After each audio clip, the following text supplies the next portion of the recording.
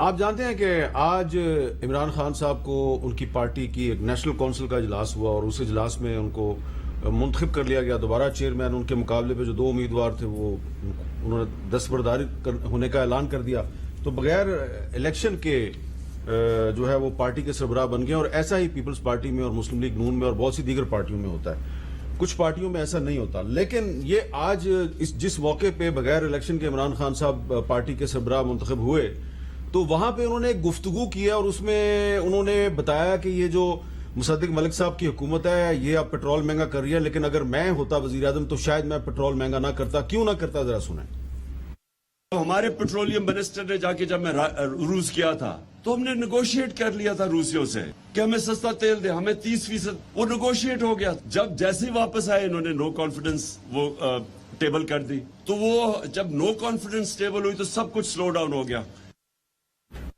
مصدق ملک صاحب ملک کے ایک سابق وزیر اعظم صاحب فرما رہے ہیں کہ سب کچھ نیگوشیٹ ہو گیا تھا, لیکن آپ نے جیسے ہی اقتدار سنبھالا تو سب کچھ سلو ڈاؤن ہو گیا, بیڑا غرق کر دیا آپ نے. تو ملک کے سابق وزیر اعظم کی باقی بھی سب باتیں مان لیں. پھر ملک کے سابق وزیر اعظم آپ 35 پنکچر سے شروع ہو جائیں اور ذرا لائن سے ان کے جو جھوٹ ہے. آپ کیونکہ پیٹرولیم منسٹر ہے تو ہم آپ سے جاننا چاہ رہے ہیں کہ یہ جو روس سے پیٹرول کی جو ڈیل ہوئی تھی. میں بتانے لگا ہوں. میں صرف یہ گزارش کر رہا ہوں کہ یہ 36واں پنکچر ہے. 35 پنکچر پہلے تھے, یہ انہوں نے 36واں پنکچر لگایا ہے اور وہ باز نہیں آ سکتے پنکچر لگانے سے. یہی ان کا شیوا ہے. دیکھیں, جب کوئی 2 ممالک آپس میں گفتگو کرتے ہیں تو ایک چیز ہوتی ہے جس کو ہم کہتے ہیں G2G کانٹریکٹ. اگر جب آپ کی گفتگو ہو جائے تو اس کو ایک کاغذ پہ لکھ کے دونوں لوگ سائن کرتے ہیں, وہ ایک کانٹریکٹ بن جاتا ہے. مان لیں کہ ابھی کانٹریکٹ نہیں ہوا تھا. جب کانٹریکٹ نہ ہوا ہو اور آپ کی بات چیت ہو تو اس وقت ایک چیز ہوتی ہے جس کو کہتے ہیں میمورینڈم آف انڈرسٹینڈنگ, وہ سائن ہوتا ہے. مان لیں وہ بھی سائن نہیں ہوا. جب بالکل سطحی گفتگو ہو رہی ہو تو ایک چیز سائن ہوتی ہے جس کو کہتے ہیں naan binding memorandum of understanding, naan binding MOU. مان لیں وہ بھی سائن نہیں ہوا. تو جب ملک کے سربراہان یا وزراء باتیں کر رہے ہوتے ہیں تو وہ کانورسیشن منٹ ہو رہی ہوتی ہے, اس کے منٹ ہونے چاہیے.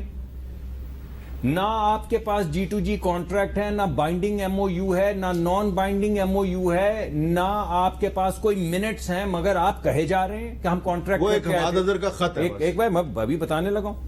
حماد اظہر صاحب نے جانے سے 1 ہفتہ پہلے ایک خط لکھا, اس وقت وزیر تھے وہ, جس میں انہوں نے ان کو کہا, روس کو, کہ بھائی ہم آپ کے پاس آئے تھے, بہت اچھا رہا, ہم آپ کے ساتھ کام کرنا چاہتے ہیں اور ہم یہ چاہتے ہیں کہ آپ سے ہم انرجی کی بھی چیزیں خریدیں اور اگر کوئی آپ ہمیں اچھی ڈیل دے سکیں. کوئی 30% نہیں لکھا, 20 نہیں لکھا, 2 نہیں لکھا, لیکن اگر آپ ہمیں کوئی ایسی چیز دے سکیں تو آپ کی مہربانی ہوگی.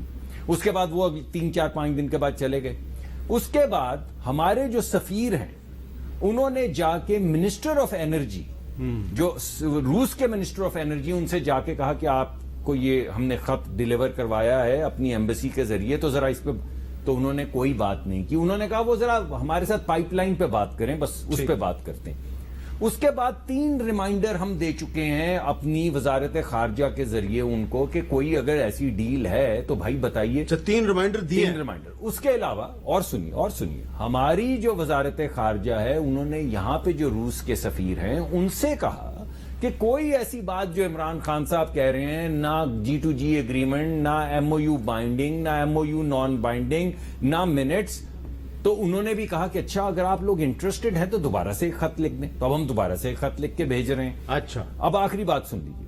ہر 15 دن کے بعد 30% سستا تیل مل رہا ہے نا روس سے, ہر 15 دن کے بعد PSO بڈ کرتا ہے. ہر 15 دن کے بعد پاکستانی حکومت صرف ایک طریقے سے تیل خریدتی ہے, وہ ہے PSO بڈ کرتا ہے, کمپیٹیٹو ہوتی ہے, تمام ٹریڈرز دنیا کے ادھر بڈ کرتے ہیں. یہ جو ان کو 30% سستا تیل مل رہا ہے, بھائی وہ آ کے کیوں PSO میں بڈ نہیں کرتے؟ جی مشتاق صاحب, میں یہ عرض کروں گا جی کہ ایک تو عمران خان کو اگر وہ یہ کہتے ہیں منظر عام پہ لانا چاہیے وہ دستاویز, ان کو اپنے دعوے کے ثبوت میں کچھ دستاویزات ان کو اور ان کے وزراء کو, سابقہ وزراء کو پیش کرنی چاہیے. نمبر 1. دوسری بات یہ ہے کہ انہوں نے اگر نہیں کیا, وہ صرف اس سے سیاسی فائدہ اٹھا رہے ہیں. موجودہ حکومت کو ضرور کرنا چاہیے یہ کوشش کہ ہم, اس لیے کہ بھارت بڑے پیمانے پر, یعنی انڈیا اور چائنا کا جو امپورٹ ہے ऑयल का रूस से वो यूक्रेन तनाजे के दौरान बहुत ज्यादा बढ़ गया है, तो हम क्यों नहीं ले सकते? हमें ये कोशिश करनी चाहिए। दूसरी बात, ईरान के साथ जो सैंक्शंस वगैरह है उसको मद्देनजर रखते हुए हमें कोई ऐसी आउट ऑफ बॉक्स सोल्यूशन निकालना चाहिए कि हम ईरान के उस ऑप्शन को भी इस्तेमाल कर सके। और सऊदी अरब से मौखर अदायगियों पर, सऊदी अरब से अगर हमारे ताल्लुकात हैं, उनसे हमारे भाईचारा है, वहां हमारा थोड़ा बहुत चलता है।